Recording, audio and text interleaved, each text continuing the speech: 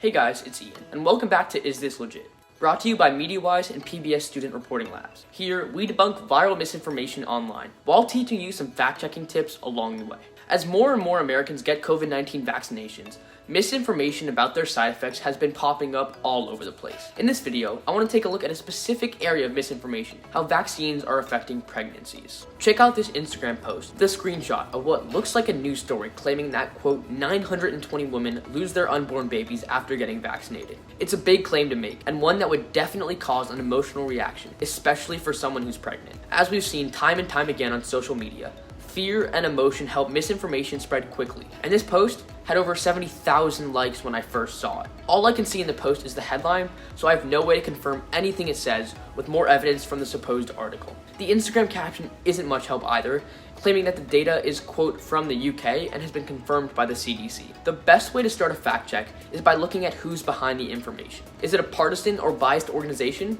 Does the person sharing it have some sort of expertise in what the post is about? The account's username is Dr. S.L. Kroner, and they have almost 15,000 followers. Her bio says she's a doctor of psychology and affiliated with an organization called For Us. Just because someone is a doctor doesn't mean that they can give you advice on every medical topic. And since Dr. Shannon Kroner is focused on psychology along with selling rocks, I wouldn't expect her to be a credible source on infectious diseases or pregnancy complications. Her feed is actually full of vaccine misinformation. For example, a few weeks ago, she shared a tweet claiming that the mRNA in vaccines will somehow affect fertility, but this has been widely debunked. And that For Us organization, well, she's the executive director, and there might be some bias against vaccines there, since its mission is to fight vaccine mandates due to religious exemptions. Now let's take a look at the actual claim. One of the most basic media literacy tips is to always read past the headline. Even if the source seems credible, you should always check out the full story before drawing any conclusion. The caption tells us to Google the title, so I'm going to do exactly that. After typing the title into Google,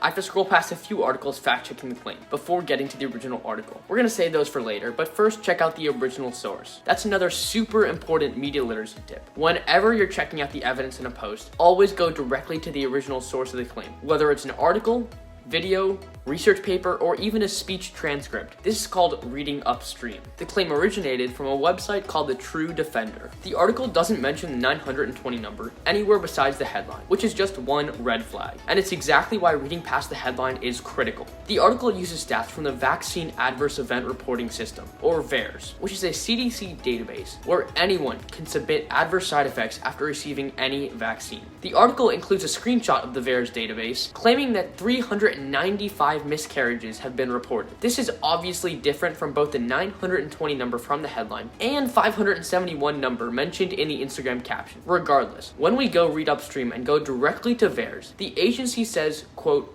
VAERS data alone usually cannot be used to determine cause. It's the difference between causation and correlation. Certain things may happen around the same time you received your shot, but that doesn't necessarily mean there's a link between the two. For example, your stomach hurting after getting the shot might have more to do with the baked beans you had for lunch than any side effects caused from the vaccine. So let's go back to the fact checks we saw from our first search. This article from Politifact cites VAERS, saying that reports may contain information that is incomplete, inaccurate, coincidental, or unverifiable. They further say that the data is voluntary and could very possibly be biased. And if you want to read more about the flaws of VAERS in the pandemic era, I'll put a link to a Newsweek piece in the description below. Politifact also reports that it hasn't been proven that vaccines do cause miscarriages, because miscarriages are a common occurrence. But this headline makes the connection as if it's a fact instead of a speculation. COVID vaccines were also tested in a trial of 35,000 pregnant women. It found no safety concerns, and the CDC has since recommended that those who are pregnant receive the vaccine. I know I've said a lot, so let's summarize it before giving our rating. Both the Instagram caption and headline of the article doesn't match the content, which conflicts with what the CDC is actually saying. The database they're using does not determine causation or correlation, and a large clinical trial found that the vaccines don't cause miscarriages. So we're going to rate this claim as not legit. These posts are especially concerning in this subject, as the CDC has reported that pregnant women are at an increased risk of severe illness from COVID-19. Remember,